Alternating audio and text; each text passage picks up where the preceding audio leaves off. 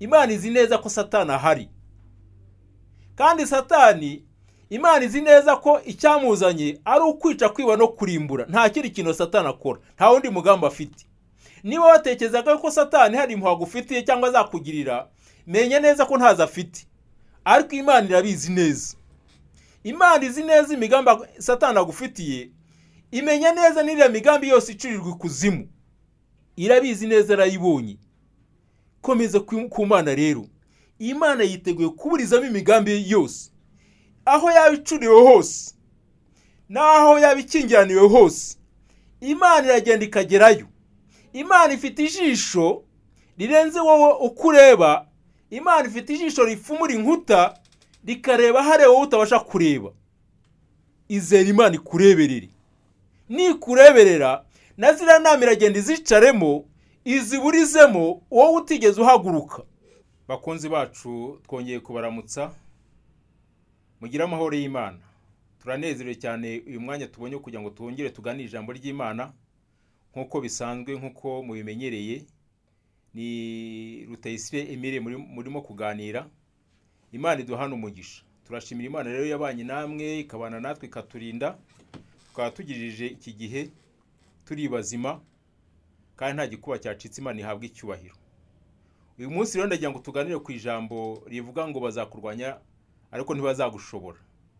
Bazakurwanya ariko ntibazagushobora. Bande?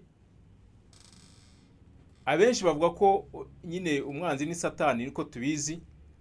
Ndetse hari n'abajya bafatwa bakababaza ati byagenze bite ko wagiriye nabi uyu muntu, ko wamwishe, ko wibye, byagenze bite? Ati ni Satani. Ariko ibyo dukorerwa, ibyo dukora tubikorana n'abantu.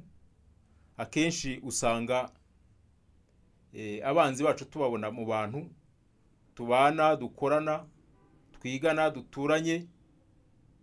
Mbese aho tugenda hose tugira abantu badukunda, ariko tugira n'abandi batatwifuriza ibyiza. Bituma akenshi tunabwira n'Imana ngo Mana dutabare, dufashe, kuko akenshi biba byatugoye, tutabona inzira, tutabona uko twabigenza naho twanyuze kugira ngo dutabarwe. Bibiliya rero hari uko bivuga. Yesaya igice cya 54 kuva ku murongo wa 15 kugera ku wa 17, hari uko Imana igenda ihumuriza abantu, gahumuriza abantu bayo.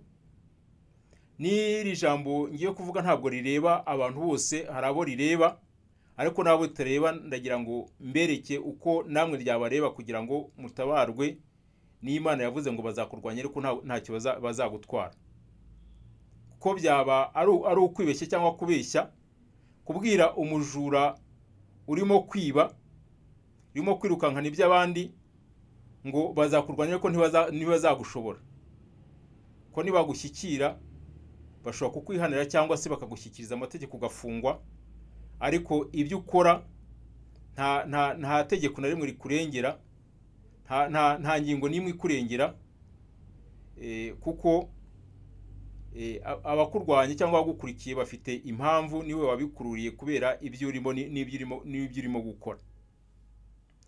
Abo ndimo kubwira rero aka kanya barebwa na rino jambo, ni abantu bafite ingingo zibarengera, ni abantu batariho umugayo, abantu barengwa n'abandi, barimo gutakira Uwiteka muri uyu mwanya. Bafite igikombe cy'ibidandabiranya mu biganza byabo, barimo gutakira Uwiteka ngo nabarengere, nabarenganure. Reka dusome rero Yesaya igice cya 54 umurongo wa 15 kugera ku wa 17. Haravuga ngo ahari bazaterana ariko sinjye uzabateranije, uzagukoraniraho wese azagwa ari wo wazize. Dore ninjye urema umucuzi uvugutira umuriro w'amakara agakuramo icyuma akoresha umuriro we, kandi umurimbuzi namuremeye kurimbura. Ariko nta ntwaro bacuriye kukurwanya izagira ikigutwara, kandi ururimi rwose ruzaguhagurukira kukurwanya uzarutsinda. Ibyo ni byo umurage w'abagaragu b'Uwiteka, kandi uko niko gukiranuka kwabo guturuka aho ndi, niko Uwiteka avuga. Uwiteka niwe urimo kuvuga ngo bazakurwanya ariko ntibazagushobora, ndetse n'intwaro bagucuriye ntacyo zizagutwara. Mu by'ukuri ntabwo umuntu yavuga ngo ntagira abanzi. Wenda baba bahari, ariko nta muntu ukundwa n'abantu bose, nta n'umuntu wifurizwa n'abantu bose gutera imbere no kubaho uko abyifuza cyangwa uko byakagombye kugenda. Buri wese afite umwe cyangwa babiri bamurwanya batamwumva, kandi akenshi ugasanga wenda n'abamurwanya cyangwa n'ibimurwanya ntabasha kubyivanamo neza, ahubwo akeneye ubufasha bw'Imana. Abo nibo naje kubwira rero ngo bazakurwanya ariko ntibazagushobora. Mu buzima bw'umuntu, ntabwo ubuzima bw'umuntu ari inzira igororotse. Habamo imisozi, hakabamo amataba, yewe hari naho ushobora kugenda ugasanga ibyobo. Ntabwo ari inzira igororotse rero. Umuntu kugira ngo abeho abanza kwinjira mu nda ya nyina. Wenda kwinjiramo bisa naho byaba byoroshye cyangwa ntanabimenya, wenda bisa n'umunyenga, ariko inzira yose acamo kugira ngo azavuke nayo habamo ibibazo. Hari igihe yinjira mu nda nayo agasanga irimo ibibazo, agatangirana ibibazo icyo gihe cyose. Hakaba igihe asamiwe mu nzara, nyina akabura ibyo arya, ibyo amugaburira, akazavuka yaragwingiye. Iyo nayo ni intambara watangiye, kandi ayitangirira mu nda. Hari n'igihe ashakana n'ababyeyi bagakura baterana amakofi, batongana. Iyo nayo ni indi ntambara, kandi abahanga batweretse yuko bya bibazo byose bimugeraho. Yewe n'igihe kijya kigera akarwana asohoka. Kuvuka nabyo aba arimo kurwana asohoka, kuko atinzemo ntasohoke nabwo ashobora kuhagwa. Umuntu rero ibibazo agira bitangirana, ntabwo bitangirana yavutse gusa, ahubwo hari n'igihe bitangirana mu nda agisamwa, hanyuma agatangirana n'ibibazo. Ntabwo rero ibibazo wavuga ngo bitangirira umuntu yavutse. Ntumenya hano ibibazo bituruka. Hari ibibazo ushobora kwikururira bikakuzaho kubera ko witwaye nabi, kubera ko wagiye aho ibibazo biri. Hari n'ibibazo bizanwa n'abandi bantu wowe utabigizemo uruhare. Ibyo utagizemo uruhare rero ntabwo kubirwanya, kwa kutabigizemo uruhare utakiye Imana yawe, ugatakira Imana yawe, Imana yawe iragutabara byanze bikunze. Buri muntu wese rero uza ku isi azi Imana imufiteho umugambi, kandi umugambi ukomeye. Yaramuteganyirije uko azabaho, uko azakura, uko azagenda, uko aziga, uko azarya, uko azambara, mbese ibintu byose. Yaragennye n'imigambi n'igihe azamara. Ariko isi ikabigena ukundi, ikamugenera ukundi. Bya bindi byakagombye kuba uburenganzira bwe, isi ikabyikubira ntishake ko abigeraho. Isi rero hari igihe muri uko kutamwemerera iby'Imana yamwemereye, imigambi yose imufitiye, hari ababigiramo uruhare. Hari igihe umuntu avuka agakubitana n'abarozi, umurozi agashaka kumwambura ubuzima. Hariho uzirika ibye, hariho umubuza inzira uko byagenda kose, kugira ngo atazagira ahandi Imana yamugeneye. Kandi kurwanwa k'umuntu ntabwo bituruka ngo hari icyo yakoze byanze bikunze, kuko kuba uvutse byonyine uri mu mugambi w'Imana uhinduka umwanzi wa satani atangira kurwanya imigambi y'Imana ikuriho ukigera mu isi, ko satani ntabwo aba ashaka kuba ko uba uw'Imana ishaka kubawe. Hanyuma satani nta kurwanyiriza kuba ko hari icyo wamukoreye, kuko satani ni umwanzi wawe rw'ibihe byose. Azaguteza abanzi bakurwanya, azaguteza n'abo barozi, ariko mu by'ukuri abo tubona babandi nyine babikora. Hari abandi rero bazaza mu buzima bwawe, uzabona abantu bakurwanya, abantu bagukorera ubugome, nta muntu wavugishije, nta muntu wagiriye nabi. Wavuga ngo biba byaturutse he, byagenze bite, byakozwe nande? Nuko satani ntashaka yuko umugambi Imana igufiteho, inzozi Imana igufiteho, amasezerano Imana yagushyizeho, icyo wavuganye n'Imana gisohora. Niyo mpamvu uzarwanwa byanze bikunze. Ni nayo mpamvu umuntu wese yakagombye kugira uburinzi budaturuka we kubyabona gusa cyangwa ibyo yibwira, ahubwo bwakagombye guturuka kubwuko umwanzi umurwanya akenshi nta kuri ahantu hagaragara. Nta muntu wigeze abona satani, yewe n'abantu abangaba bacura imigambi nta gukora ku mugaragaro, byose babikora rwihishwa. Babikora rwihishwa. Hari igihe urwanwa n'umuntu umwe, ariko hari n'igihe urwanwa n'itsinda ry'abantu kandi utabigizemo uruhare. Imana yabyemeye ko bikugeraho. Icyo gihe rero ibyo bintu byo mu rwihishwa ntabwo ushobora kubirwanyaho ku giti cyangwa ngo uzabitsinde, ntabwo byakunda. Bikenera indi support, bikenera izindi mbaraga zituma wabisohokamo uri umutsinzi bitaguhitanye. Hari igihe ni indwara ziza, hari ibiza bitera amarangamutima, hari ibitera umubiri bikaza mu suforme y'indwara, hariho ibiza bishaka kugukuraho bikwica bikwambura ubuzima, hariho ibikwica uhagaze. Umwanzi akoresha uburyo bwinshi kugira ngo akugirire nabi. Ariko ndagira ngo nkubwire ngo Imana yawe uyu munsi irakubwira ngo hari bazaterana, ariko si izaba ibateranirije. Abaterana bose kugira ngo bakugirire nabi, bakikingirana ahantu cyangwa bakabikora ku mugaragaro, kuko hari n'abajya batinyuka bakakubwira bati uko wabigenza kose tuzaguhitana, nta n'icyo unavuze twanagukandagira bikarangira, ugapfa nk'urushishi bikarangira. Ariko ndagira ngo nkubwire, wowe wizeye Imana, uhagararanye n'Imana uyu munsi, wowe wiringiye Imana, wowe urimo gutabaza Imana aka kanya, wowe utarimo kubona ahantu ubutabazi bwawe bwava, ndagira ngo nkubwire ngo Imana irimo akubwira ngo nubwo bateranye bagaterana rwihishwa, ariko ntibazagushobora, kuko Imana yawe iguhagazeho. Yahagaze ku cyo yavuganye nawe, yahagaze ku cyo yateganyije kuri wowe, icyo uzaba cyo irakirinda. Ihagaze ku ijambo yagushyizemo, yakuvuzeho kugira ngo iririnde.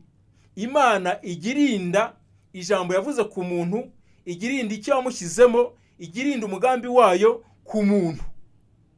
Witerwa ubwoba rero n'ibyo ubona cyangwa n'ibyo wumva, wowe ikomeze ku Mana yawe, uyikomezeho, kuko ibikurwanya n'ibiteranye byose kugira ngo bikurimbure bikuvaneho, ntabwo ari Imana yabyohereje. Ni Imana yawe yiteguye kugukiza kandi yiteguye kukugirira neza. Ni ngombwa kwikomeza ku Mana, ni ngombwa kwizera Imana, kugira ngo ibyo ngibyo byose umwanzi acurira mu rwihishwa, bicurirwa ikuzimu mu badayimoni, ibicurirwa mu bantu badashaka gutera imbere, ibyo byose Imana yiteguye kukurwanira kandi ikabigeraho, ikabibuza amahoro uko nabyo bishaka kukubuza amahoro. Imana irakubwira ngo dore ni njyewe urema umucuzi, nkarema n'ibikoresho byose akoresha, yaba amakara, yaba umuriro, byose ni njyewe wabiremye. Yewe n'ibyo abivanamo abikora kubera ko namuhaye ubwenge bwo kubirema. Ni ukuvuga ngo Imana yawe rero ifite ububasha ku kintu icyo ari cyo cyose umwanzi yacura kugira ngo akugirire nabi. Imana ifite imbaraga zivunagura amacumu y'umwanzi ateganyiriza kugutera. Imana ifite izo mbaraga. Imana ifite imbaraga zikurwanirira ku by'uyu munsi ubona n'ibyejo bizaza, kuko iby'uyu munsi ntushobora kubibona neza, ntushobora kubimenya neza. Ko uyu munsi umukunzi w'uyu munsi ashobora kukubera umwanzi w'ejo, kuko abantu bagenda bahinduka. Ko Satani buri gihe ahora ashakisha ahantu yapfumurira kugira ngo akugereho, kubera yuko ntiwamwemereye ngo ugendere mu nzira ze ukora ibyo ashaka. Wanze kumwemera, wanga kugendera mu nzira ashaka, icyo ni cyakurwanyiriza. Ntuzadamarire rero ngo wibwire ngo nturimo kubona umwanzi wawe kandi urimo gusenga n'Imana, kuko gusenga Imana, kwemera Imana, kwanga ibyo Satani agutegeka, no kutagendana n'ababi, wicare mu nama zabo ugambana nk'uko bagambana, byonyine Satani arakurwanya, kubera ko ntabwo uri umukozi we. Satani rero ntabwo ijya yorohera abantu batamukorera. Ndagira ngo nkubwire ngo ikikuriho ikiguhiga Uwiteka gifiteho ububasha. Ikomeze kuwiteka, nubwo habaho inama nyinshi, hakabaho gukora cyane kugira ngo ugirirwe nabi, hakabaho kugambana gukabije, ariko ndagira ngo Imana yawe ntabwo izemera yuko ujya muri iyo gereza umwanzi arimo kugupangira kujyamo, kuko Imana irabizi neza kurimo kurengana. Niba urengana rero, ikomeze ku Mana yawe, wizere Imana yawe irimo irakubwira ngo bazakurwanya, n'izo nama zizakorwa, ariko ntacyo zizagutwara. Umurozi yarakuroze, ndetse ntiyabikora wenyine, ahubwo yifashisha n'ishyirahamwe ry'abarozi. Baracisha bava mu gihugu kimwe bajya mu kindi, ubwumye n'ubutose byose barabuzana baraguha. Inama ziracurwa, bashakisha ubukomeye n'ubworoheje, bava kuri umwe bakajya ku bundi. Ariko impamvu utapfuye ni ijambo ry'Uwiteka rikuriho, rivuga ngo bazakurwanya ariko ntibazagushobora. Wigira ubwoba rero. Niba uhagaze hamwe n'Imana, ukaba wizeye Imana, ukagendana n'Imana, wigira ubwoba. Imana yawe izakurwanirira. Imana yawe yiteguye kuvunagura amaboko yose akubanguriwe kandi akuziza ubusa. Imana irabizi, Imana izakurengera. Wowe wikomeze ku Mana, izirike ku Mana, wijya hirya, Imana yawe yiteguye kukurengera. Ndagira ngo nkubwire ngo Imana yawe ni Imana yanga akarengane, ni Imana yanga ko urenganywa, ni Imana yanga yuko umwanzi yavugiriza impundu kunesha hejuru yo kugira nabi kwe. Kandi nawe ugira nabi, ndagira ngo nkubwire ngo iri jambo ntirikureba, kuko Bibiliya iratubwira ngo nta mahoro y'umunyabyaha. Ndagira ngo nkubwire ngo reka ubugome, ureka kugira nabi, ureke gupanga nabi, wigendera mu nama z'ababi. Abantu itandukanye n'abantu bapanga kugira abandi nabi, itandukanye n'abantu bavuga ibintu bibi, itandukanye n'abajura, witandukanye n'abasambanyi, witandukanye n'abagambanyi, witandukanye n'ubugome ubwo ari bwo bwose. Yesu akugirire neza. N'uwitandukanye nabyo, ukemera Yesu, uyu munsi araguha imbaraga zishobora gutuma ubivamo, ukinjira mu mubare w'abo bantu Imana ibwira ngo bazakurwanya ariko ntibazagushobora. Impamvu uriho uyu munsi si uko batakurwanyije, kuko barakurwanyije. Baguteje amaksida ntiyagufata, kuko amaraso yawe ntariho urubanza. Bashatse kugenda mu kagare, ntibyakunda. Bagutegeye ibico byinshi kugira ngo baguhitane, ntibyakunda, kuko Uwiteka aguhagazeho. Niwigeze ujya kure ye, niwigeze wanga kumukorera, niwigeze wiringira ibigirwamana n'ibindi byose bidakorana n'Imana, ahubwo wiringiye Imana yawe. komeza ushikame ku Mana yawe rero uyikomezeho kandi nayo ntizagukoza isoni.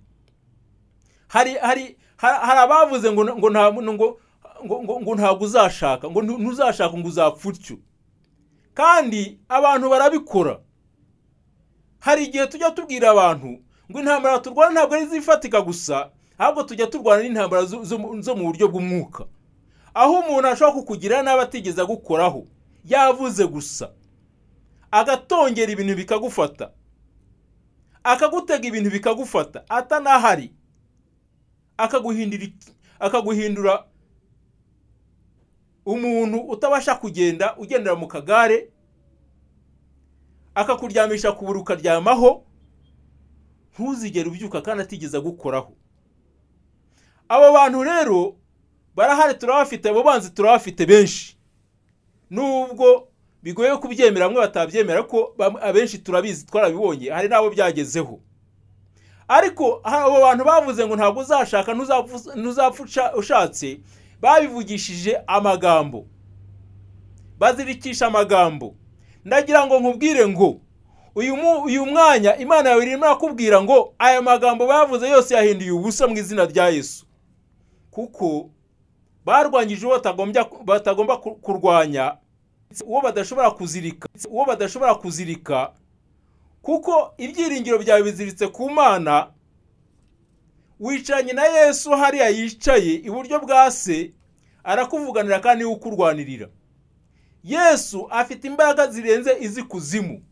Yesu wamanutse akaka Satani imfunguzo ikuzimu, akamwambura ububasha bwose. Uwo Yesu ntiyigeze ahinduka, kandi Satani ntiyigeze agira imbaraga zirenze iza Yesu, ntibibaho. Ibiguteye ubwoba n'ibikurwanya urabona bisa naho bifite imbaraga, ariko Imana irimo irakubwira ngo bazakurwanya ariko ntacyo bazagutwara. Bazacura intwaro nyinshi zo kugukuraho, ariko izo ntwaro zose zizagimba mu izina rya Yesu, ntabwo zizakugeraho. Hari igihe umuntu aguhiga, umwanzi akaguhiga, akagucukurira urwobo kugira ngo ya migambi yose y'Imana yiburizemo, amaproje yose ufite ayaburizemo, kandi akizera neza akavuga ngo ndabirangije, nzabikora mu bubasha bwanjye cyangwa bw'iby'ibyo akora n'ibigirwamana n'izindi mbaraga. Ariko ndagira ngo nkubwire ngo uko wabubona umwanzi wawe afite imbaraga aka kanya, ariko uko yazigira kose ntashobora kugira imbaraga zirenze iz'Imana ifite. Ntashobora kugira imbaraga ziri hejuru y'ijambo Imana yakuvuzeho, ngo ijambo ry'Imana ni umuriro kandi ni inyundo ikubita igasenya imigambi yose ya Satani. Ni umuriro utwika imigambi yose y'ikuzimu n'imigambi yose y'abadayimoni. Iryo jambo ry'Imana Imana yakuvuzeho n'iryikubwira aka kanya, ryizere, wizere gukizwa n'ijambo, wizere kubana n'Imana no kugendana nayo. Imana rero ntabwo igira ko abantu bayiringiye bayizeye. Ngo umurimbuzi Imana niyo yamuremeye kuri ibintu byose biriho. Imana izi neza ko Satani ahari, kandi Satani Imana izi neza ko icyamuzanye ari ukwica, kwiba no kurimbura. Nta kindi kintu Satani akora, nta wundi mugambi afite. Niba watekerezaga ko Satani hari impuhwe agufitiye cyangwa azakugirira, menye neza ko ntazo afite. Ariko Imana irabizi neza. Imana izi neza imigambi Satani agufitiye, imenya neza n'iriya migambi yose icurirwa ikuzimu, irabizi neza, arayibonye. Komeza ku Mana rero. Imana yiteguye kuburizamo imigambi yose, aho yabicuriwe hose naho yabikingiraniwe hose. Imana iragenda ikagerayo.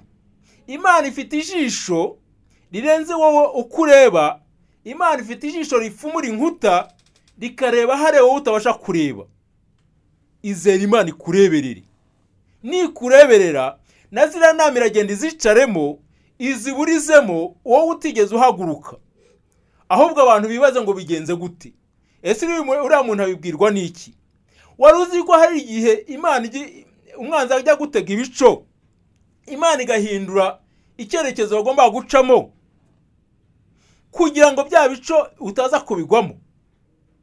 iyo niyo Mana tuvuga, iyo niyo Mana twizeye, iyo niyo Mana twiringiye. Wanyemera ukizera iyi Mana, ukizera Imana ishobora kukureberera, ukizera Imana ishobora kukurwanirira. Iyi Mana irimo kuvuga ngo intwaro bacuriye kukurwanya ntacyo zizagutwara,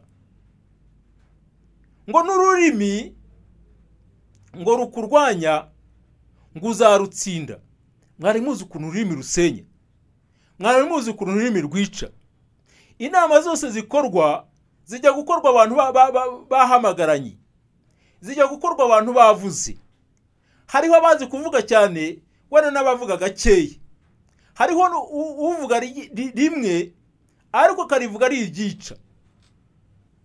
Bazavuga, bazakurwanyisha amagambo, bavuge ko ntacyo ushoboye, bavuge ko uri gica, bagusige amazirantoki, baguhindanye isura yawe, bahinduranye izina ryawe.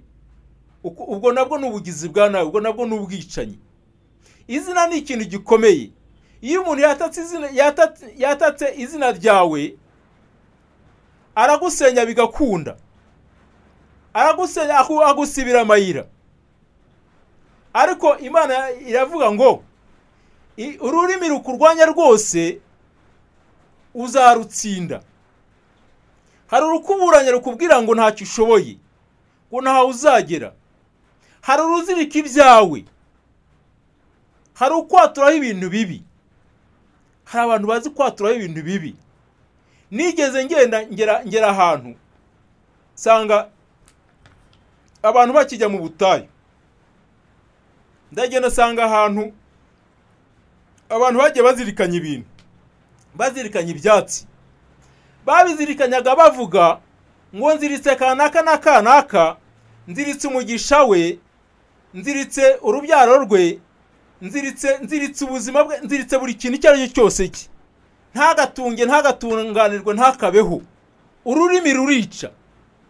Abantu nibijya kuvuga neza, babwire neza abandi, babwize neza abandi ururimi, babaremere ibyiringiro bizima, babagirire neza. Imana ibarengere, Imana ibagirire neza. Ibyo byose rero, yaba ari ururimi rwatura ibibi, ururimi rwica, yaba ari amaboko umuntu abangurira kwica undi, yaba ari ikintu icyo ari cyo cyose umuntu yakora, amacumu umuntu yacurisha, icyo yazana cyose cyica abantu, koko birahari ni byinshi. Imana iravuga ngo ibyo ngibyo byose Uwiteka azi ko biriho. Ubicura mufiteho ijambo, ucura inama zigukuraho abufiteho ijambo. Nta hantu na hamwe umwanzi ashobora kwihisha ngo Imana ye kumugeraho. Imana rero ifite imbaraga zihagije zo kukurwanira. Niyo mpamvu uyu munsi kubwira ngo tuza umutima, izera Imana yawe, vana amaso ku kindi kintu icyo ari cyo cyose wizeraga. Ubwo wari ufite nibushire, kuko Uwiteka arakubwiye ngo intwaro bacuriye kukurwanya ntacyo zizagutwara, kuko wiringiye Uwiteka. Watabaje Uwiteka, ntuhigeze wirwanirira. Ibyakuboshye n'ibyakuziritse ntabwo wajya kwirwanira bya kimuntu cyangwa ujye mu bapfumu, ujye mu bigirwamana. Ahubwo wowe wikomeje ku Mana yawe, urarwanira uburenganzira bwawe. Yesaya igice cya 55 umurongo wa 8 n'uwa 9, Bibiliya ari uko ibwira abantu. Iravuga ngo erega ibyo nibwira sibyo mwibwira, kandi inzira zanyu si zimwe n'izanjye. Ibyo wibwira ngo ubuzima burarangiye, ntabwo ari byo Imana yibwira. Imana uyu munsi irakubwira ngo baho, uri umutsinzi, urashoboye. Irimo yavuguruza ikintu cyose umwanzi yakuvuzeho avuga ngo ugomba gupfa. Imana irimo yakubwira ngo baho. Irimo iravuguruza ikintu cyose umwanzi yavuze ku buzima bwawe, yakoze ku buzima bwawe, akubwira ngo ntabwo uzashaka ntuzabyara, Imana uyu munsi irimo irakubwira ngo uzabyara, uzabona ubuvivi n'ubuvivure mu buzima bwawe. Ari ijambo ry'umwanzi wawe, ari n'icyo Imana ivuze, ninde ufite imbaraga muri abo ngabo? Ninde wakwizera? Ninde wakwiringira uyu mwanya? Izera Imana yawe. Ngo niko Uwiteka avuga, aravuga ngo inzira zanyu si zimwe n'izanjye, ngo kuko ngo nk'uko ijuru risumba isi, niko inzira zanjye zisumba izanyu. Imana iri hejuru ya buri kintu icyo ari cyo cyose. Imana ntijya ibura inzira, kandi nubwo umwanzi yagucira inzira ikuganisha kugwa mu rwobo, ariko Imana ifite inzira nyinshi, kandi umwanzi nubwo yashaka kugushyira mu rwobo agashaka kurujyamo, ariko ntabwo Imana irabyanze. Imbabazi z'Imana zirabyanze ku buzima bwawe, ntabwo urwo rwobo uzarujyamo, kuko Imana yawe ikureberera, Imana yawe kurwanirira uyu mwanya, iri tayari kukurwanirira. Iravuze ngo imigambi yose y'umwanzi ku buzima bwawe ntizahama. Aho utabona inzira, Imana iradifite. Aho utabona icyerekezo, Imana iragifite. Imana yiteguye kukurwanira rero. Inzira zanjye zisumba izanyu, n'ibyo nibwira bisumba ibyo mwibwira. Wibwira ngo ndapfuye, birarangiye, noneho niwo munsi wa nyuma, noneho simbona uko mbicamo, simbona uko mbigenza. Ndagira ngo nkubwire ngo ibyo wibwira, Imana ifite ibyo yibwira birenze ibyo wibwira. Ariko n'ibyo umwanzi yibwira ku buzima bwawe, Imana ibiri hejuru, izi uko bizarangira. Umwanzi uyu munsi arabona hari uko bigomba kurangira, yarabisetinze, aravuga ngo nuko nguko bigomba kurangira.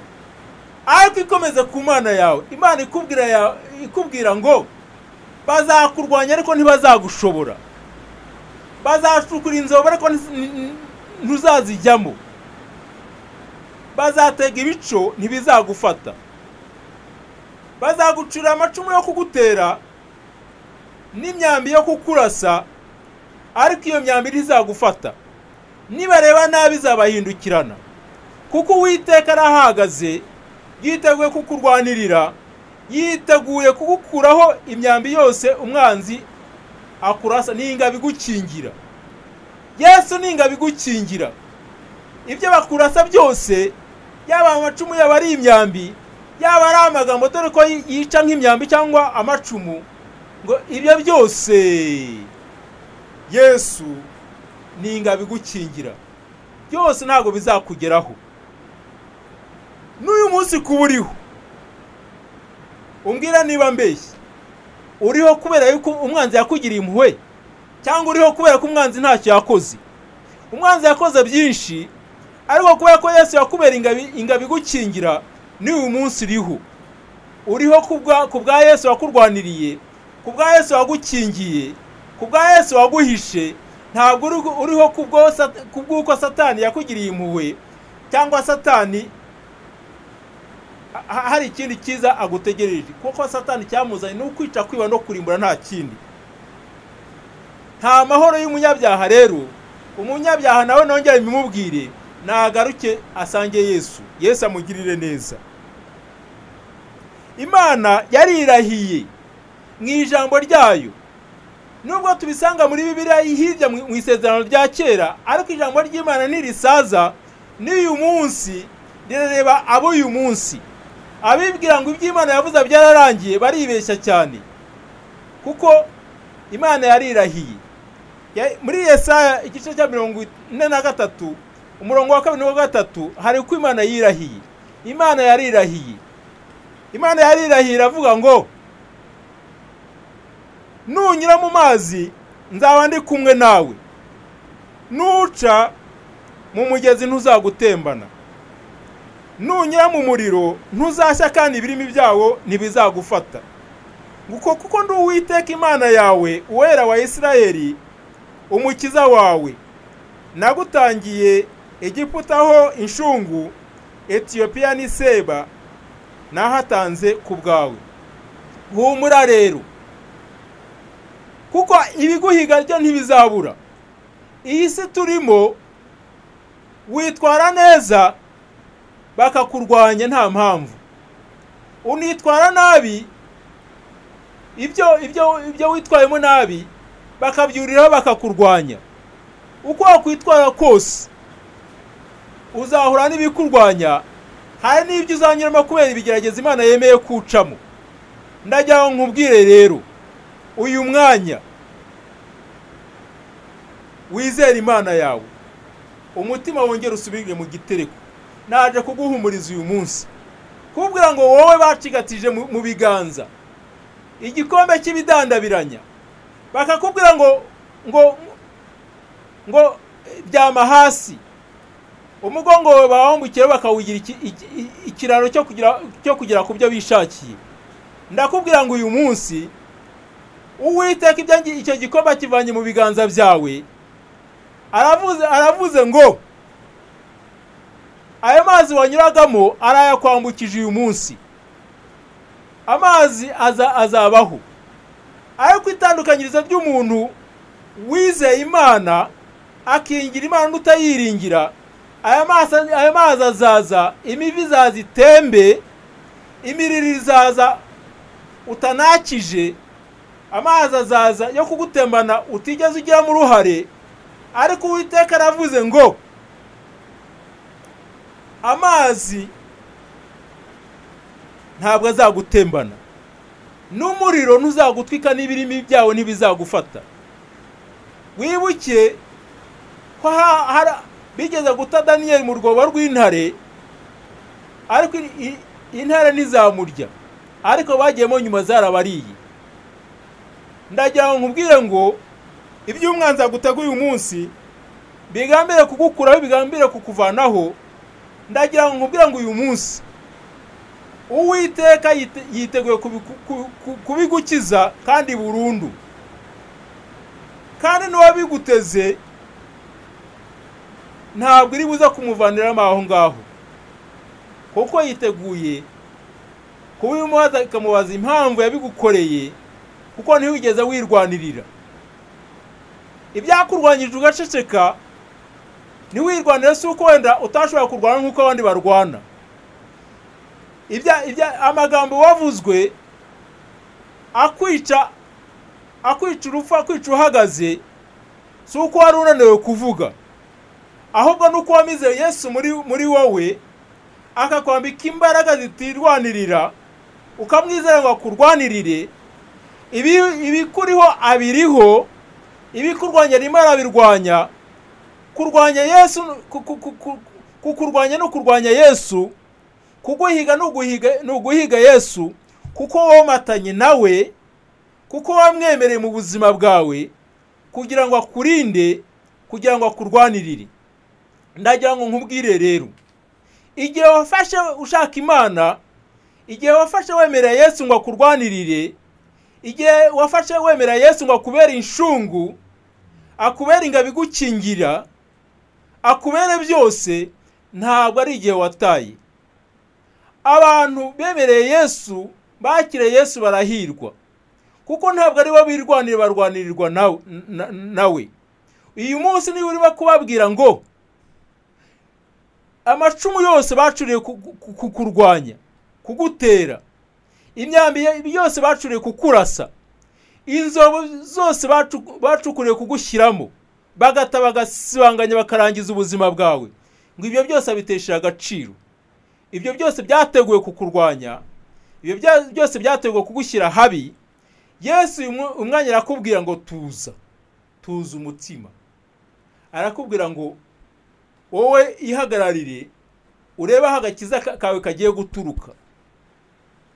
Mose, Farawo n'ingabo ze, Mose n'Abayisiraheli bakurikiwe na Farawo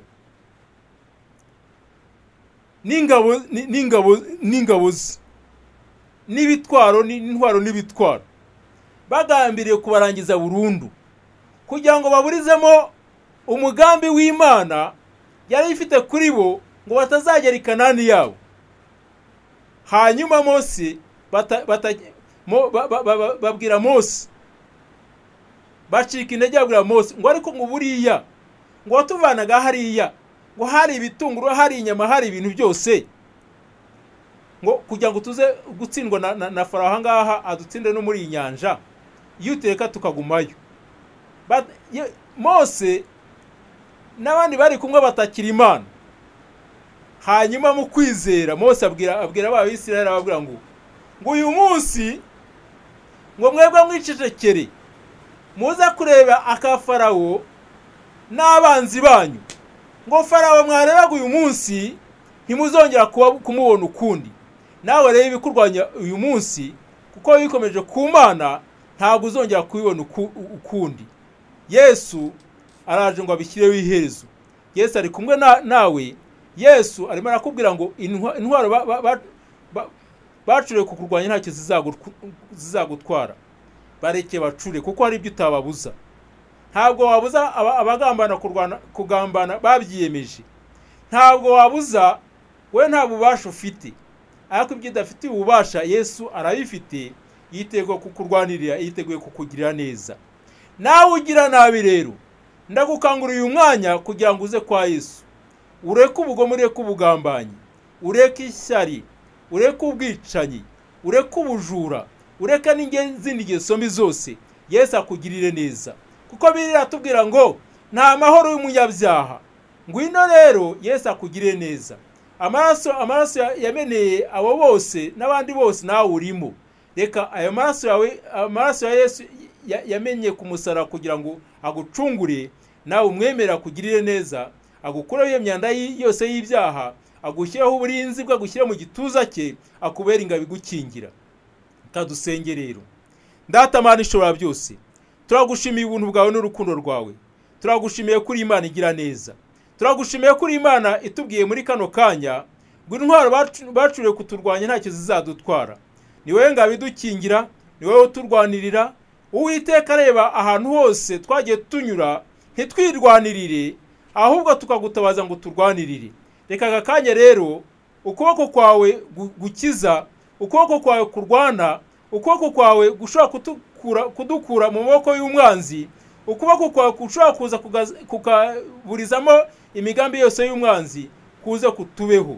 Reka Uwiteka ubane na buri wese umugirire neza, wiyereke buri muntu wese ufite intege nkeya wari wagiye kure yawe, nawe umuzanisha ineza yawe. Buri wese abe mu bushyuhe, abe mu buzima buzira icyaha, buzira kuba imbata ya Satani. Buri wese umugiriye neza, buri wese mwiyereke. Icyubahiro kibi cyawe umunsi n'iteka ryose. Amen.